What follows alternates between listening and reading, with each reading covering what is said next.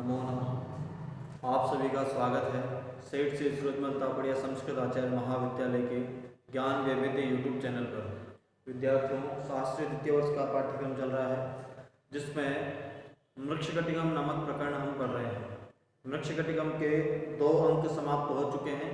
प्रथम अंक जिसका नाम है अलंकार न्यास और दूसरा अंक जिसका नाम है द्युतकर संवाहक।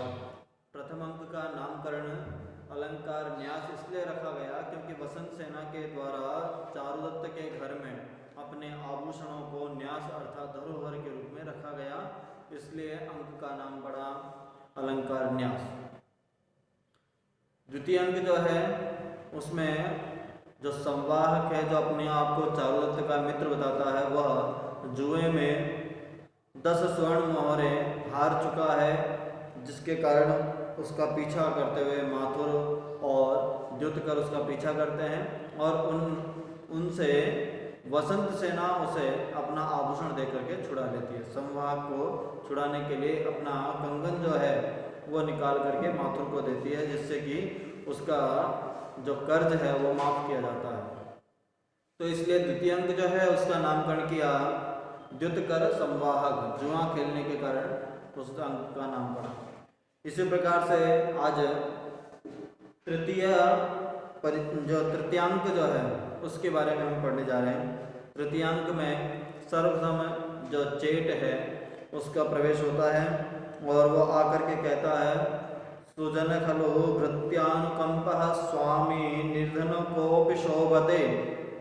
अगर सज्जन हो, सेवकों पर कृपा करने वाला हो, तो ऐसा जो निर्धन है, निर्धन होता हुआ भी स्वामी के स्वरूप में शोभित होता है।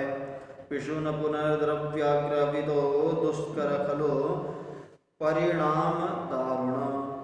सेवकों पर कृपा करने वाला जो साधु सज्जन प्रकृति का जो स्वामी है, वो धनहीन होने पर भी जो सुशोभित होता है, सुख प्राप्त करता है। किंतु संपत्ति के मद में अगर कोई हो, ऐसा व्यक्ति, संपत्ति मद व्यक्ति जो है वो दुर्जन स्वामी दुख से सेवा करने योग्य और अंत में दुखदायी ही होता है। तो यहाँ पर अप्रत्यक्ष रूप से जो चारुदत्त है उसकी प्रशंसा में ये पद्य जो है चेट के द्वारा कहा गया। और भी कहा उसने, आगे कहा सस्य लंपट बलिवर्दो न शक्यो वारितुम अन्य कलत्र प्रसक्तो न शक्यो वारितुम द्युत प्रसक्त मनुष्यो न शक्यो वारितुम योपि स्वाभाविक दोषो न शक्यो वारितुम।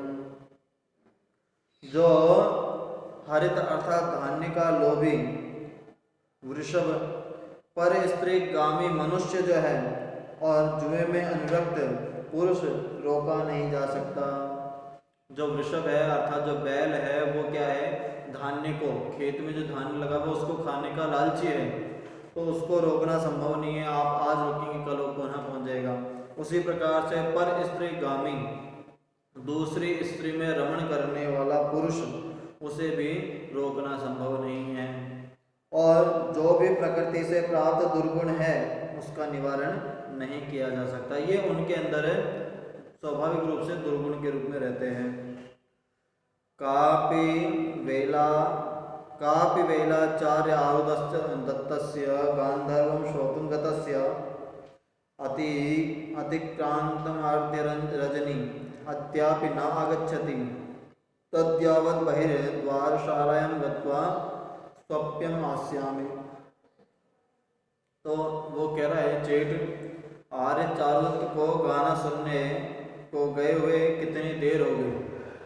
जो चारुदत्त हैं वो गाना सुनने गए थे, गीत सुनने गए थे, और उनको कितनी देर हो गई, वो अब तक नहीं आए। अतिक्रांत अर्धरत्नी, और जो आधी रात जो है रजनी है वो निकल चुकी है, अर्धरात्रि जो है वो व्यतीत हो चुकी है, और न अद्यापि नागच्छति, और अब भी जो है वो नहीं आ पाए।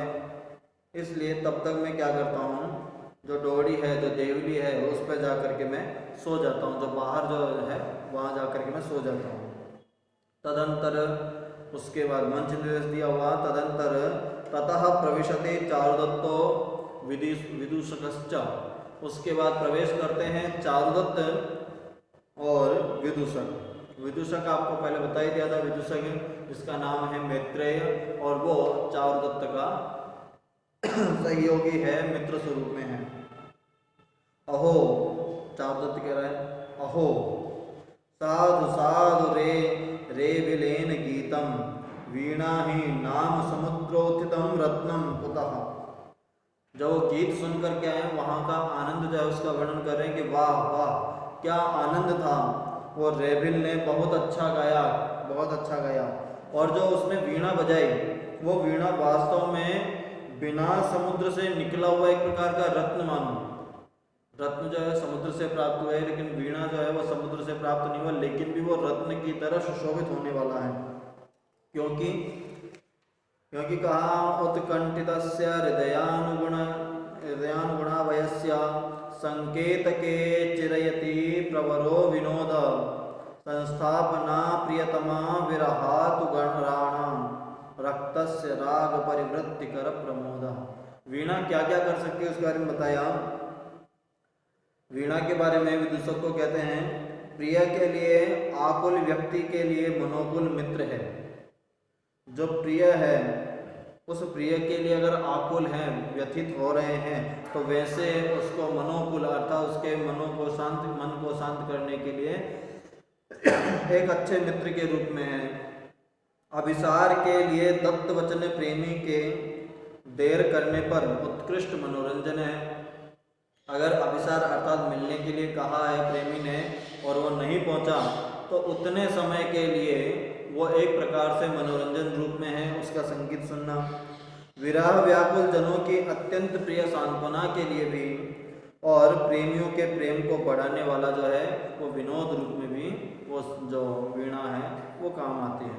तो वीणा के लाभ बताए कि कोई अगर अपने किसी से प्रेम करना चाहता तो प्रेम अनुकूल करने के लिए उस वीणा का वादन जो है, उसकी जो धुन है, उसका जो संगीत है वो अच्छा लगेगा। और अगर कोई विरह है तो विरह के समय उसको सांत्वना देने के लिए और प्रेम बढ़ाने के लिए भी जो वीणा है वो अच्छे है। आगे कहा भो, विदूषक कह रहा है भो एहि गृहम गच्छावा, अरे मित्र चलो घर की ओर चलते हैं। तो चारुदत्त क्या अहो सुष्टु भाव रेबिलेन गीतम। रेबिल महोदय ने बहुत अच्छा गाया। वो जो चारुदत्त है वो वहीं खोया हुआ है। तो विदूषक कह रहा है मम तावत् द्वाभ्यामेव हास्यम जायते स्त्रिया संस्कृतं पाठन्त्या मनुष्येण च कालली गायता स्त्री तावत् संस्कृतं पठन्ति दत्तनवनश्चैव दृष्टिः अधिकं सुसु शब्दं करोति मनुष्योऽपि काकलिं गायनं शुष्क सुमनोदाम वेष्ट्रा वृद्ध पुरोहित इव मंत्रम जपन दृढ़म में न रोचते। मुझे तो इन दोनों पर ही हंसी आती है। इसलिए संस्कृत पढ़ती हुई स्त्री पर और महीन मधुर ध्वनि गाते हुए पुरुष पर। अगर कोई स्त्री संस्कृत पढ़े तो भी मुझे हंसी आती है, और जहाँ रेबिल जो गा रहा था वो एक पुरुष था और वो सुंदर मधुर वचन गा रहा था जिस पर चारुदत्त को तो प्रेम आया, उसको सुनकर के उसे आनंद आया। लेकिन विदूषक क्या कह रहे हैं कि पुरुष के लिए शोभा नहीं देता कि वो इस प्रकार से गीत गाए, मधुर ध्वनि में गीत गाए। तो ये महीन ध्वनि में गीत गाना जो है ये महिलाओं को सुशोभित करता है, और संस्कृत पढ़ना जो है वो पुरुषों को सुशोभित करता है। और ऐसा अगर कहीं विपरीत हो तो मुझे वहाँ पर हंसी आती है। स्त्री तो संस्कृत पढ़ती हुई नवीन नासिका छिद्रित प्रथम प्रसूता गौ की भांति अत्यधिक सुशु शब्द करती है, और मनुष्य जो है वो मधुर ध्वनि से गाता हुआ शुष्क पुष्प माला से वेष्टित बूढ़े पुरोहित की भांति मंत्र जपते हुए मुझे बिल्कुल भी अच्छे नहीं लगते। क्योंकि जो विदूषक है वो एक प्रकार का हास्य रस उत्पन्न करने वाला पात्र है। उसको ज़्यादा मजा आता है भोजन में, या तो सोने में या भोजन में ही उसे आनंद प्राप्त होता है। तो चारुदत्त कह रहा है वयस्य सुष्टु खलवत्य गीतम भाव रेबिलेन न च भवनान परितुष्ट न च भवान परितुष्ट। फिर कह रहा है वो कि सुहृद अर्थात मित्र, आज तो डेविल महोदय ने बहुत अच्छा गीत गाया है और आप संतुष्ट नहीं हुए। इतना अच्छा गीत गाया और फिर भी आप संतुष्ट नहीं हुए। तो रक्तम च नाम मधुरम च समम संपेटम च भावान्वितम च ललितम च मनोहरम च किं वा प्रशस्त वचनैर बहुवीर मदुक्तै रत्नरहिता यदि भवेत वनितेति मन्ये। निश्चय ही वो गीत जो था वो रागपूर्ण, सुनने में मीठा, सुसंगत, स्पष्ट, भावमय, कोमल और चित्ताकर्षक अथवा मेरे द्वारा कहे गए बहुत प्रशंसो वाक्यों से क्यों कदाचित स्त्री छिपी हुई हो, ऐसा मैं मानता हूँ। अर्थात मुझे ऐसा लगता है मानो उसके अंदर कोई स्त्री तत्व छिपा हुआ हो, इतना सुंदर जो गीत गा रहा है उसके अंदर। अपिच और भी तम तस्य स्वर संक्रमं मधुगिरः श्लिष्टं च तंत्रीस्वनं वर्णानामपि मोक्षणानन्तरं गतं पारं विरामे मृदुं हेमा संयमित पुंश्चललितं रागविरुचितारितं यत्सत्यं विरतेऽपि गीतसमये गच्छामि शृण्वन्। अर्थात वस्तुत गान का जो गान गाया जा रहा है उसके द्वारा उसे अक्षरों के स्वरों का जो क्रम उसने बनाया गया, आरोह अवरोह जो उसने जोड़ा गया, विराम के समय कोमल तथा पुनः लीला पूर्वक जो नियंत्रित रागों का जो उसने प्रयुक्त किया गया, वह स्वर साधना एवं उससे मिश्रित वीणा की ध्वनि को मैं सुनता हुआ सा जा रहा हूँ। अर्थात मुझे इतना उसने मंत्र मुक्त कर दिया उससे कि मुझे आनंद की प्राप्ति उसने कर दी है। विदूषक कह रहा है भो वयस्य आपणांतर विभागेषु सुखम कुक्कुराः अपि सुप्ताः तद गृहं गच्छाव। उसे लग रहा है डर, क्योंकि कुत्तों से डरता है वो। तो कह रहा है हे सखे, हे मित्र, बाजार की जो मध्यवर्तनी जो है, रास्ता जो है, उसकी जो गलियां हैं, उसकी शाखाओं में जो कुत्ते हैं सुख से वो भी सो गए हैं, इसलिए हमें अब चलना चाहिए। फिर कहा अग्रतो अवलोक्य, आगे की ओर देख करके, वयस्य पश्य पश्य ऐसो अप्यंतकारस्य अवकाशं ददातीति क्ष प्रसादात अवतरति भगवान चंद्र। देखो ये अंधेरे को अवकाश सा देते हुए आकाश रूपी महल से चंद्रदेव भी उतर रहे हैं, अर्थात ढल रहे हैं, मतलब रात्रि व्यतीत हो रही है। चारुदत्त कहता है सम्यक आह भगवान, आपने ठीक कहा। असौ हि दत्त्वा तिमिराकाशमन्तं वज्रस्तनुकोटिनिन्दुः जलावगाढस्य वनद्वीपस्य तीक्ष्णं विषाणां ग्रामिवासिष्टम्। कहा कि जलमग्न जंगली हाथी के शेष रहे हुए दांत जो हैं, उसके नुकीला जो अग्रभाग होता है, उसकी भांति ये किनारे उठा हुआ है जो चंद्रमा है, वो अंधकार को स्थान देकर के अपने अस्ताचल की ओर जा रहा है। विदूषक कहता भो इदम अस्माकं गेहम, ये हमारा घर है। वर्धमानक उद्घाट्य द्वारम। तो वहाँ जो चेट सो रहा है उस वर्धमानक को कह रहा है कि अरे किवाड़ खोलो, दरवाजा खोलो। तो चेट कह रहा है आर्य मैत्रेयी स्वर संयोग श्रूयते आगत आर्य चारुदत्ता तद्यावत द्वारम उद्घाटयामि। अरे ये आवाज़ जो सुनाई पड़ रही है, ये तो मुझे मैत्रेय की आवाज़ सुनाई पड़ रही है, लगता है चारुदत्त आ गए, तो ठीक है तब तो मैं दरवाज़ा खोलता हूँ, ऐसा कह करके वो करता है। फिर कह रहा है आर्य वंदे मैत्रेय स्वामपि वंदे। स्वामी आपको वंदना है, मैत्रेय आपके लिए भी मैं वंदना करता हूँ, अर्थात प्रणाम करता हूँ। अत्र विस्तीर्ण आसने निशीतम आर्य, ये जो आसन है, इस आसन पे जो मैंने विस्तीर्ण अर्थात जो बिछाया हुआ आसन है, इस पे आकर के आप आसन पे बैठे हैं। दोनों बैठने का अभिनय करते हैं। इसके बाद विदूषक कहता है वर्धमान का रत्निकाम आकर्य पादो धावितुम। वो रजनिका को बोलो आकर के पैर धोए। तो चारुदत्त कहता है सानुकंपम कृपापूर्वक अलम सुप्त जनम प्रबोधितुम, रहने दो सो रही है, अब सोते हुए को नहीं जगाना चाहिए। चेट कह रहा है आर्य मैत्रेय अहम पानीयम गृणामि तुम पादौ धाव, मैं पानी लेकर आता हूँ और तुम भी जग रहे हो, तुम पैर धो दो। तो विदूषक कहता है सक्रोधम, क्रोध सा, क्योंकि उसका काम थोड़ी है पैर धोने का, तो इसलिए वो कहता है भो वयस्य एष इदानीं दास्यः पुत्रो भूत्वा पानीयं गृह्णाति मां पुनर्ब्राह्मणम पादौ धावति। ये जो दासी पुत्र है ये पानी लेता है और मुझे कह रहा है कि मैं पैर धुलवाऊं। चारुदत्त वयस्य मैत्रेय तुम उद्गम गृहाण वर्धमान का पादों प्रक्षालत, तुम जो है पानी ले लो, जो वर्धमान जो है वो चलने से धो देगा। तब चेट कहता है आर्य मैत्रेय देहो उद्गम, ये जल दीजिए। विदूषक वैसा ही करता है और जो चेट है वो चारुदत्त के पैरों को प्रक्षालन करता है अर्थात धोता है। चारुदत्त दीयताम ब्राह्मणस्य पादोद्गम, ब्राह्मण विदूषक को पैर धोने के लिए भी पानी दे दो, मतलब वो भी अपने चरण धो ले उसके लिए। विदूषक किम मम पादोदगहि, क्या पादोदक से मुझे क्या, मैं नहीं धोता।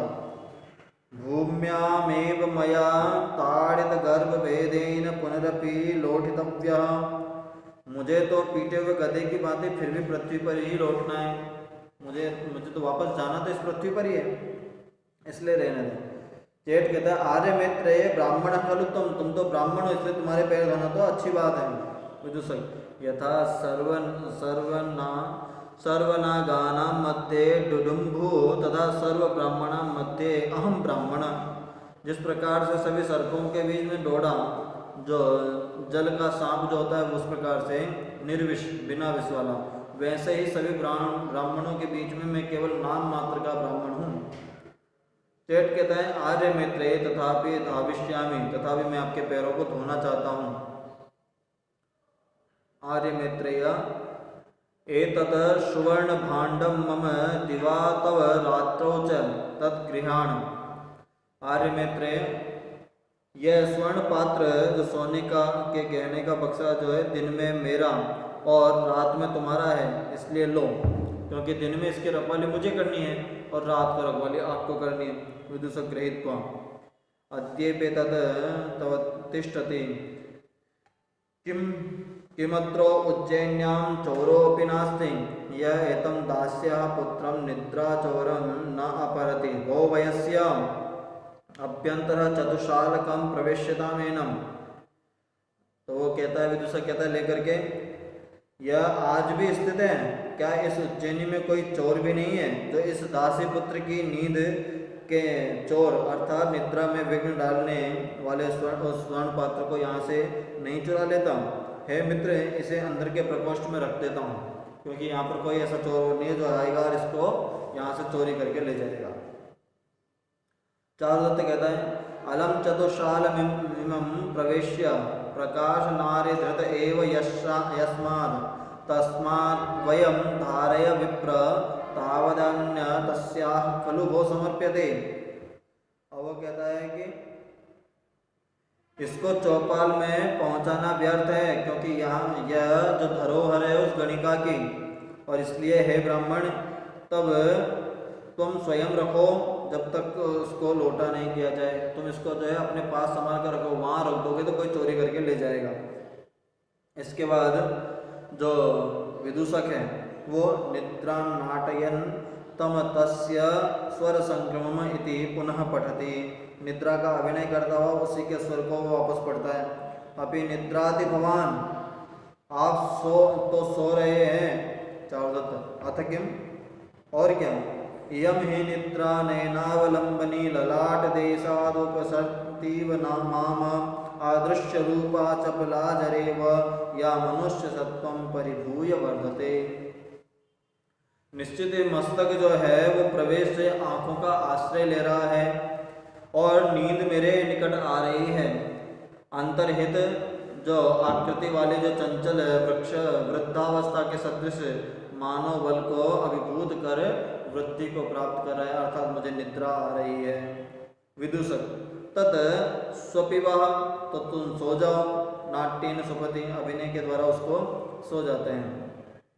तदंतर सर्विलकः प्रवेश प्रदेश कृत्वा, अर्थात उसके बाद जो है सर्विलक प्रवेश करता है।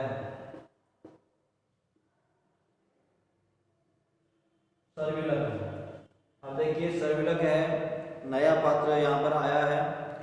पहले इस तृतीयांक में चेट अर्थात वर्धमानक और विदूषक और चारुदत्त, इन तीन का अभी तक वर्णन चल रहा था।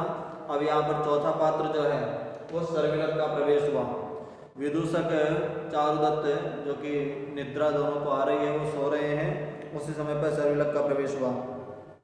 कृत्वा शरीर परिणाह सुख प्रवेशम शिक्षा बलेन च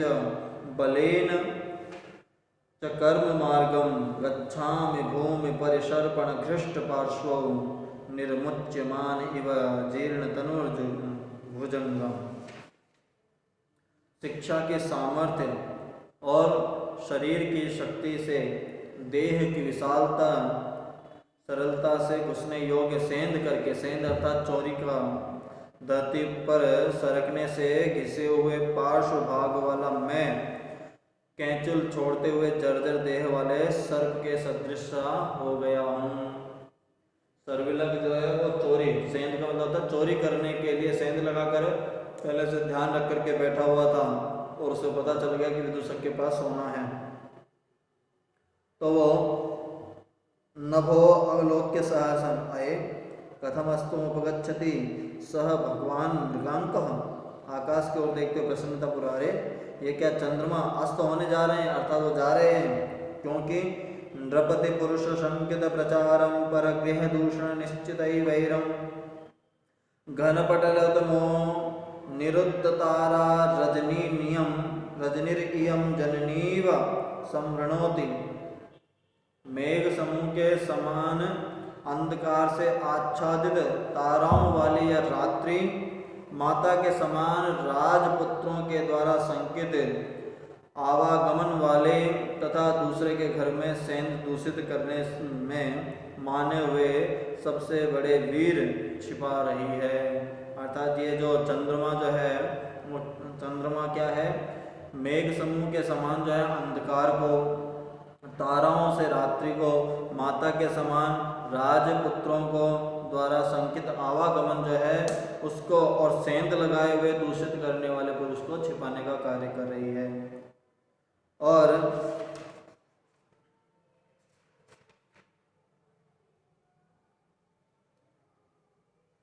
तो फिर आगे कहा तद कस्मिन देशे संधिम उपादयामि, तो अब मैं कहाँ, किस देश में अर्थात किस स्थान पर सेंध करूं, अर्थात कहाँ किसके घर में चोरी कार्य करूं। तब उसके बारे में सोचता हुआ भीतिम परामृश्य, भीतिम परामर्श दीवार का स्पर्श करते हुए देखा, नित्यादित दर्शनो सचनेन दूषितेयं भूमि क्षार क्षीणं मूसिकोत्करस्वे देह हंत सिद्धोयमर्थः प्रथमेतत् कंदपुत्राणां सिद्धिलक्षणम् अत्र कर्म प्रारंभे कीदृशम इदानीं संधिम उपादयामि। तो उसमें देखा प्रतिदिन सूर्य के दिखलाई पड़ने पर जो अर्घ्य देने से यह भूमि जो दीवार है वो गीली और नमक अर्थात लगने से जर्जर और चूहों के द्वारा बिल करने से जो भूमि जो है उसका ढेर हो गया है, वाह यह प्रयोजन अर्थात सफल हो गया, अर्थात चोरी करने के लिए सफल हो गया है। यह कार्तिकेय पुत्रों की सफलता का पहला चिन्ह है। यहाँ कार्यारंभ करने से किस प्रकार की सेंध बनाऊं, अर्थात यहाँ किस प्रकार से मैं चोरी की प्लानिंग करूं। तो फिर उसने कहा इह खलु भगवता कनक शक्तिना चतुर्विधा संपादन दर्शिता तत्यावता पक्वेट नामकर्षणम आमेष्टकानं छेदन पिंडमानं सेचनं काष्ठमानं पाटनमिति तदत्र पक्केत इष्टिकाकर्षणम इति।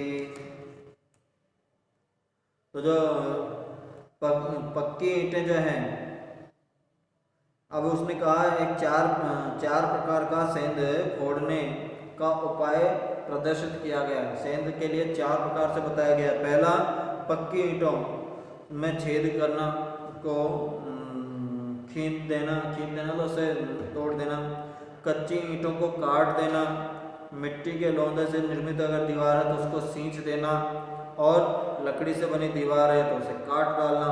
इस प्रकार से उन चारों में तो यही पक्की ईंटों की जो खींचना चाहिए, अर्थात ये पक्की ईंट की है तो इसे खींचना अर्थात तोड़ने के प्रयास करना चाहिए। फिर तदत्र पक्केष्ट पूर्ण कुंभ एव शोभते तम उत्पादयामि, तो ये पक्की ईंट वाले जो मकान है पूर्ण कुंभ जो है अर्थात उसकी शोभित हो रहा है उसकी तरह, तो इसी को मैं बनाता हूँ, अर्थात मैं वहाँ पर सेंध के लिए दूसरा रास्ता बनाता हूँ। फिर नमो वरदाय कुमार कार्तिकेय नमः कनक शक्ते ब्रह्म देवाय देववृत्ताय नमो भास्करानंदने नमो योगाचार्याय यस्याहं प्रथम शिष्यः तेन च परितुष्टेन योग रोचना में दत्ता। अब वो अपने भगवानों को ईश्वरों को याद कर रहा है। वर देने वाले कुमार कार्तिकेय को नमस्कार, ब्राह्मण देव देवव्रत कनक शक्ति के लिए मेरा नमस्कार, भास्कर नंदिनी को मेरा नमस्कार, योगाचार्यों को मेरा नमस्कार जिनका मैं प्रथम शिष्य हूँ और उन्होंने संतुष्ट होकर योग रोचना मुझे प्रदान की है, अर्थात योग का शक्ति जिसने मुझे प्रदान की है। अनया ही समालब्ध न माम द्रक्ष्यन्ति रक्षणः शस्त्रं च पतितं गात्रे रुज्रं नोत्पादयिष्यति। इस योग रचना के लिए रोचना के लिए लिप्त शरीर मुझको राज पुरुष न देखेंगे और शरीर पर गिरे हुए शस्त्र पीड़ा नहीं उत्पन्न करेंगे। अर्थात उसने अपने आप को ऐसा, जैसा फिल्मों में एक फिल्म में मिस्टर इंडिया का रूप था उस प्रकार का उसने अपने आप को रूप दे दिया, जिससे ना तो वो किसी को दिखेगा ना ही उस पर किसी प्रकार के अस्त्र का प्रहार होगा। और एतेन मामति भीर्तिषु कर्म मार्ग मेतेन मोचयति भूषण संगयोन उद्घाटयनं भवति यन्त्रे कपाटे दष्टस्य कीट भुजंगै परिवष्टने वटनं च। यज्ञोपवीत से दीवार पर सेंध नापता हूँ, इससे गहनों से के जोड़ खोलता हूँ और सिकटनी के कस पर कर बंद किए गए किवाड़ खुलते हैं और कीड़ों और सांपों से काटे गए बंधन होता है, स्थान का बंधन करता हूँ। फिर पुनः कर्म कृत्वा समाप्तोयम संधि भवतु प्रविशामि अथवा न तावत् प्रविशामि प्रतिपुरुषं निवेदयामि। अये न कश्चित् नमः कार्तिकाय अये पुरुषद्वयं सुप्तं भवतु आत्मरक्षार्थं द्वारम् उद्घाटयामि। कथं जीर्णत्वाद् गृहस्य विरोधि कपाटं तद्यावत् सलिलमन्वेषणामि क्व न खलु सलिलं भविष्यति। फिर वैसे ही जाकर करता है, सेंध पूरी हो गई, अंदर घुस गया, अस्तु प्रवेश करता हूँ, प्रवेश किया और तब तक प्रवेश नहीं करता प्रतिपुरुष अर्थात जो उनको अपने कार्तिकेय को प्रणाम करके, अरे कोई नहीं कार्तिकेय जी तो प्रणाम करता हूँ, अरे देखा अंदर तो दो मनुष्य सो रहे हैं, अच्छा अपनी रक्षा के लिए दरवाजे को खुला ही छोड़ देता हूँ। क्या घर के पुराने होने के कारण किवाड़ चराते हैं, वो जो दरवाज़ा है वो पुराना हो गया उस कारण आवाज़ कर रहा है, तब तक तो ये जल ढूंढता हूँ, जल कहाँ होगा, इधर उधर देख करके शंकापूर्वक छिड़कता हुआ धरती पर गिरता हुआ शब्द उत्पन्न ना करे, अस्तु तो ऐसा करता हूँ, पीठ के सहारे किवाड़ उतार कर, अच्छा अब ऐसा करूँ, अपने आप से ही वह बात कर रहा है और कार्य करता जा रहा है, परीक्षा करके क्या ये दोनों बनावटी सो रहे हैं अथवा वास्तव में सो रहे हैं, ऐसा वो अपने मन में विचार कर रहा है। अरे वास्तव में सो रहे हैं, होने चाहिए, इसलिए फिर वो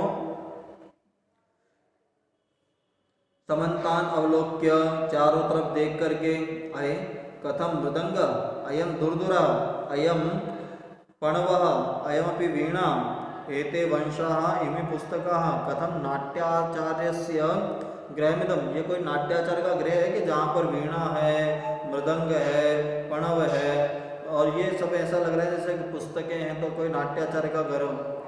भवन प्रत्याग प्रविष्टोस्मि तदकिदम परमार्थ दैत्रोयम अतः राजभया चौर्य द्वारा भूमिष्ठम द्रव्यम धारयति। तो तन ममापि नाम सर्विलकस्य भूमिष्ठं द्रव्यं भवतु बीजं पृच्छापामि निक्षिप्तं बीजं च कद्विस्सफारि भवति अये परमार्थ दरिद्रयं भवतु गच्छामि।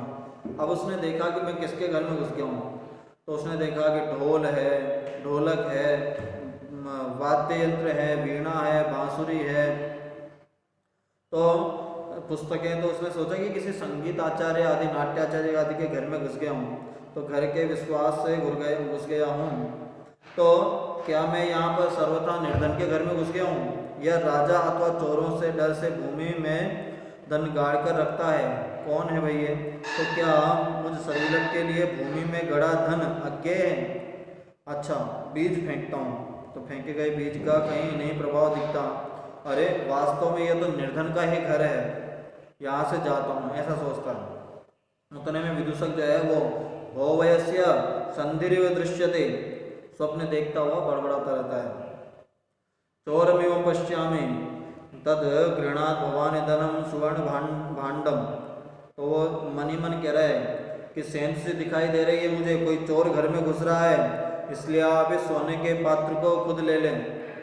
देखिए, जो सर्विलक आया था उसे घर में कुछ नहीं मिला, क्योंकि निर्धनता कुछ था ही नहीं, लेकिन विदूषक जो है वो नींदों में बड़बड़ा रहा था कि घर में चोरी होने वाली, इसलिए चारुदत्त इस सोने के भांड को, सोने के बक्से जो उसको तुम ले लो। इससे सर्विलक को पता चल गया कि इसके पास में सोना रखा हुआ है। सर्विलक किम न खल्वमयी मां प्रविष्ट ज्ञात्वा दरिद्रो अस्मदीयम् उपासति तत्किम व्यापादयामि उत लघुत्वात् स्वप्नायते, क्या सचमुच मुझे यहाँ पर प्रविष्ट हुआ ये जान रहे हैं, निर्धन उन्हें इस प्रकार के मेरी हंसी उड़ा रहे हैं, तो क्या मैं इसको मार डालूं? अथवा अये जर्जर स्नान शाटी निबद्धम दीप प्रदोप प्रदीप सत्यमेतैव अलंकार भंडम भवतु गृह्णामि, अथवा नयुक्तम तुल्यावस्थम कुल पुत्र जन्म पीड़ितुम तद गच्छामि। तो स्वप्न देखता हुआ बड़बड़ा रहा है। फिर उसने कहा, ओ नहाने की जीर्ण धोती में बंधा हुआ है। क्या बंधा हुआ है? दीपक के प्रकाश से देदीप्यमान हो रहा है ये सचमुच। वो क्या है? आभूषणों का पात्र है, बक्सा है। अच्छा, तो मैं सेंध लगाने आया, मुझे मिल गया, तो मैं इसे लेकर के यहाँ से चले जाता हूँ।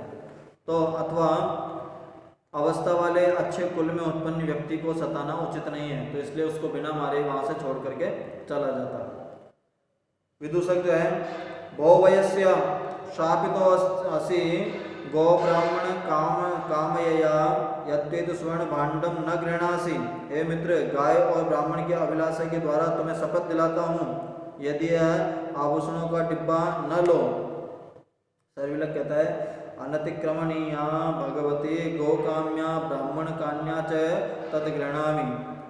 वो उसने कसम दी, शपथ दी कि मैं तुम्हें गौ माता की और ब्राह्मण कन्या की शपथ देता हूँ कि तुम इसे मत ले जाओ। तो कहता है, भगवती गौ की अभिलाषा और ब्राह्मण की अभिलाषा अलंघनीय है, मतलब मैं उसका उल्लंघन कर सकता हूँ। अथवा जलपति प्रदीप, दीपक जल रहा है, मैं दीपक बुझाने वाला आग का कीड़ा रखता हूँ, अर्थात मैं उसको अस्ति च मया प्रदीप निर्वाण में आग्नेय कीटो धार्यते, मेरे पास ऐसा कीड़ा है जो आग बुझा दे। तम तावत प्रवेशामि, मैं उसको छोड़ता हूँ। तस्यायम देश काल है, और अभी इसका यही उचित समय। ऐसा मुक्तो मया कीटो यावत् वास्त दीपस्योपि मंड चित्र विचरितुम एवं पक्षद्वयानिलेन निरापितो भद्रपीठेन दिग अंधकारम, अथवा ममाप्यसद अस्मद् ब्राह्मण कुलेन दिग कृतम अंधकारम। अहम ही चतुर्वेदी विदो अप्रतिकार गृहस्य पुत्र सर्विलोको नाम ब्राह्मणो गणिकाम इदानीम कार्यम अनुष्णामि इदानीम करोमि ब्राह्मणस्य प्रणयम। अब वो कह रहा है, उस दीपक के लिए मैं बुझाने के लिए कीड़ा छोड़ता हूँ, यही इसके लिए अच्छा मार्ग है, अभी उचित समय है। अंधकार कर दिया, अथवा हाय मैंने भी अपने ब्राह्मण कुल में ही अंधकार कर दिया है। मैं चारों वेद के ज्ञाता, दान न लेने वाले का पुत्र हूँ सर्विलक, और मैं ब्राह्मण हूँ। और मैंने क्या किया है?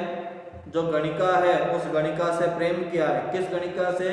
जो वसंत सेना है उसकी दासी के रूप में जो है वहां पर मदनिका,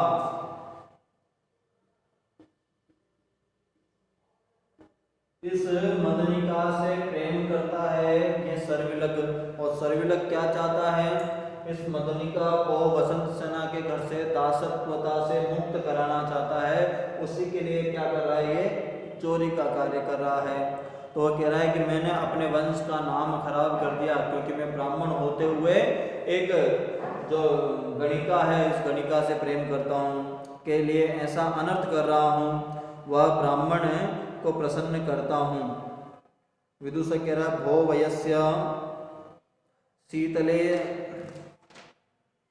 शीतलेस्तग्रहत, हे मित्र तुम्हारे हाथ का अग्रभाग ठंडी है, उंगलियां ठंडी हैं। सर्विलक कहता है दिक् प्रमाद सलिल संपर्काक्षितो में अग्रतः भवतु कक्षयोर हस्त प्रक्षामि, हाय अनवधाता जल के संसर्ग से मेरे हाथ का अग्रभाग शीतल हो गया। अच्छा, बगलों में हाथ दबाता हूँ, ऐसा हाथ दबाने का अभिनय करता है। विदूषक ग्रहीतम, ले लिया।